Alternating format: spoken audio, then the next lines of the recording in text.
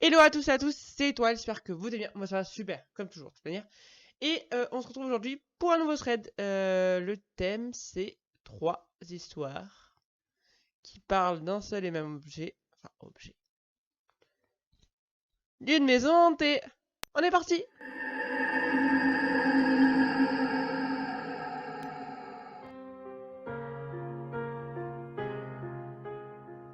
Donc la première histoire, on va appeler la jeune fille Camille.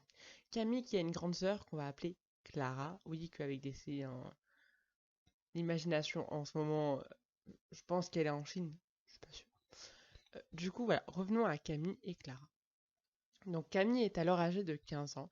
Elle me dit qu'elle va tout le temps, tous les week-ends, elle va chez sa grande sœur qui s'appelle Clara. Clara a une grande maison sur 2 étages. Elle me dit qu'elle est grande et assez vieille. Bon, du coup, les maisons vieilles, hein, on connaît tous l'histoire. Hein. Peu importe ce qu'il y a, elle est hantée. On cherche pas à comprendre. Elle est vieille, elle est hantée. Donc elle nous dit qu'à chaque fois qu'elle va dans la maison de sa grande sœur, elle se sent pas bien, pas à l'aise du tout. Donc elle décide d'en parler à sa famille. Sa famille lui dit que eux aussi, ils ne sont pas très à l'aise. Donc déjà la sensation elle est partagée. Donc ce n'est pas, c'est pas quelque chose que t'as inventé quoi. Fuis.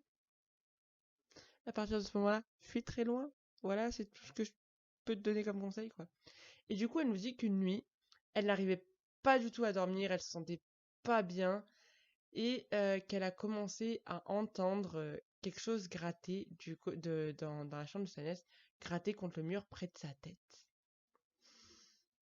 Donc du coup, elle essaye d'être rationnelle, elle se dit oui, c'est peut-être des rats dans les murs, on ne sait pas. Donc elle trouve toutes sortes d'hypothèses afin de pouvoir dormir.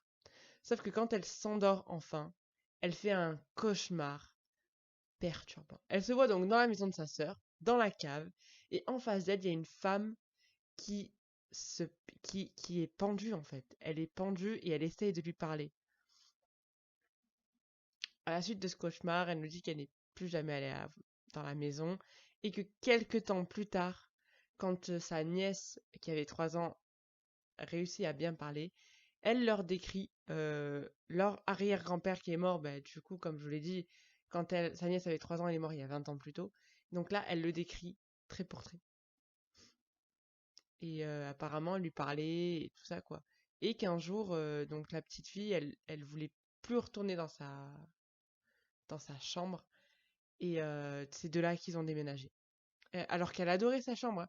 Du jour au lendemain, elle a plus voulu y aller. Vraiment horrifiée, elle voulait même plus monter les marches. Et du coup, ben, sa sœur, donc Clara, elle a pas demandé plus d'explications. Elle a pris sa petite et elle s'est séparée. Ça fait peur.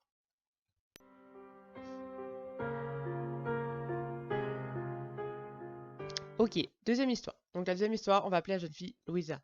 Louisa nous dit qu'elle a 14 ans à l'époque où ça s'est passé et que 2 ans auparavant, son grand-père est mort. Donc là, elle se rendait donc dans la maison de familiale. Dans la maison de familiale, ça veut rien dire. Dans la maison familiale.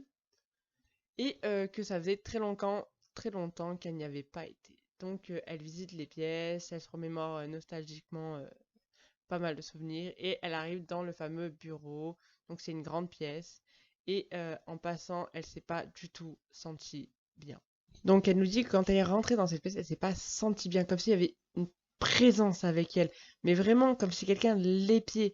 Et elle nous dit qu'elle se stresse pour rien, donc au bout d'un moment, elle décide de se calmer et de sortir de cette pièce. Donc elle se retourne et là, elle sent un souffle sur son épaule. Elle se dit, là, elle essaie de se rationaliser, elle se dit, c'est bon, c'est peut-être une porte qui est mal fermée, une, une fenêtre. Elle essaie de se rassurer comme elle peut. Mais elle se sent vraiment pas bien du tout, vraiment au bord de la crise de panique. Donc, elle décide de partir. Donc, elle ferme la lampe de cette pièce et elle sort. En fermant la lampe, elle entend un gros bruit. Donc, elle rallume la lampe et elle voit quoi? Un pot était tombé. Ni une ni deux, elle s'en va. Elle s'en va. Elle sort de la maison. En sortant, elle se rend compte qu'elle a oublié sa veste, mais elle décide de pas retourner à la maison, quoi. Et elle s'en va. Fin de l'histoire. Troisième histoire. Donc la troisième histoire, c'est l'histoire de Sarah. Aujourd'hui, à l'heure où elle nous la raconte, elle a 16 ans, mais lui est arrivé un truc étrange à l'âge de 12 ans. Donc elle nous dit qu'elle vivait dans une maison plutôt grande avec ses parents et ses deux sœurs. Donc une maison avec un grand jardin, un étage, une salle de cinéma et un sous-sol. Depuis toute petite, elle sent des trucs étranges, enfin, elle sent des présences dans la maison.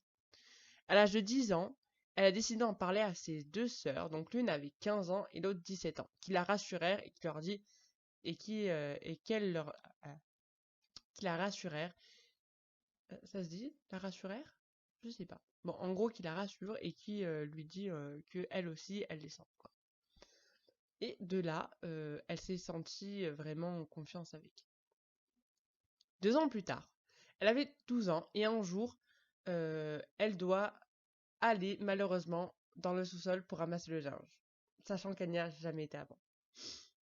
Donc elle descend et là, elle a senti directement plein de présence. Elle était pas bien, pas assurée, donc elle s'est dépêchée de prendre le linge. Elle est montée en courant. Quand elle est montée au rez-de-chaussée, elle nous dit qu'elle a vu sa sœur descendre l'escalier et se faire pousser. Donc elle est tombée. Sa sœur, donc elle est tombée et elle s'est pété le poignet. Mais elle dit bien qu'elle l'a vue. Elle l'a vue se faire pousser dans l'escalier. Par la suite, plein de choses étranges comme des portes qui claquent, des fenêtres qu'on ouvre sans les avoir ouvertes, enfin toute seule quoi, tout seul. Plein de trucs comme ça, comme comment ça s'appelle, des chuchotements, plein de choses étranges se sont passées. Elle nous dit qu'à la suite de ça, elle fait plusieurs paralysies du sommeil dans la maison, où elle voit une dame qui se tenait devant son lit, une dame blanche. Après, elle nous dit qu'il y avait une dame ou un homme habillé en noir qui la menaçait avec un couteau. Plein d'autres petits trucs comme ça. Et qu'actuellement, elle vit encore dans cette maison. Et même à 16 ans, elle ne se sent pas rassurée. Et elle ne va plus au sous-sol. Attends, tu me dis que ça fait 16 ans que tu habites là-dedans et t'es toujours pas parti. Mais barre-toi tout de suite en fait. Pourquoi tu cherches encore là? Pars-toi en fait. Voilà.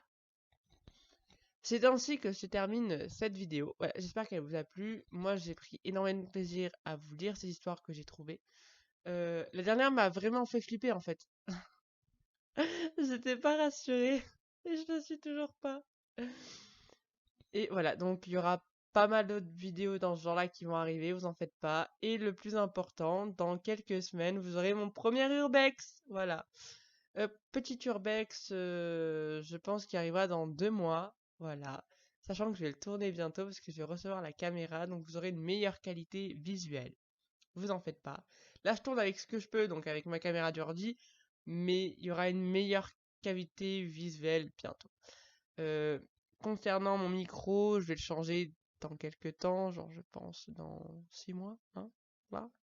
On n'a pas tous le même budget. J'ai pas encore j'ai pas encore la YouTube monnaie, ok, m'excuse. Je sais pas si je l'aurai un jour, mais hein, voilà. Donc voilà. Sur ce, je vous dis à bientôt et see you. Tell me pretty lies, look me in the face, tell me that you love me, even if it's fake.